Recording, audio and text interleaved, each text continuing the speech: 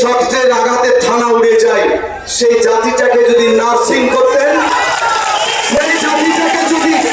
সেই জাতিটাকে আপনারা যদি চাকরি দিতেন, লেখাপড়া করাতেন, ব্যাংকের পাহারাদার দিতেন, আমার বিশ্বাস তার হাতে 303 বুলেট গুলি যদি থাকতো, না মরা পর্যন্ত ডাকাতের বাপের ক্ষমতা ছিল না ব্যাংক ডাকাতি করার। শুনেলেন ওই ইংরেজ আমাদের ওয়াকফ সম্পত্তি বাঁচানোর জন্য 1913 সালে নিয়ম করেছিলেন।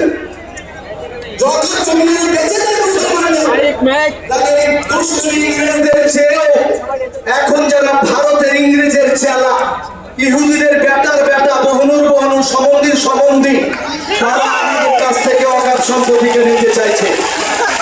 আমরা থেমে থামবো না। 1954 কেউ যদি জবরদস্তি 500 বছর দখল করে থাকে, যতবারই বাহুবলী হোক, ওই জমি মুসলমানদেরই থাকবে, কেউ নিতে পারবে না।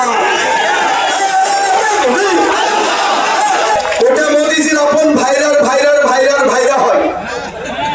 তাই তাকে বাঁচানোর জন্য আজও বোম্বাই কোর্টে তার বিরুদ্ধে কেস চলছে। তার নাম আম্বানি, নীতা আম্বানি, তাদের বিরুদ্ধে ইতালিয়া বিল্ডিং। কলকাতা রাজভবন ওয়াকফ সম্পত্তির উপর রয়েছে 100 বিঘা জমি। ভাড়া কত টাকা দেয় ভাই? ভাড়া কত টাকা? 100 বিঘা জমি কলকাতায় ভাড়া কত টাকা? মাত্র 500 টাকা। মোদিজি 500। ভারতের তারা সবাই মিলে প্রতিবাদ করলেন, বিল পাস করে আটকালেন। বিলটি জেপিসির হাতে দেওয়া হলো।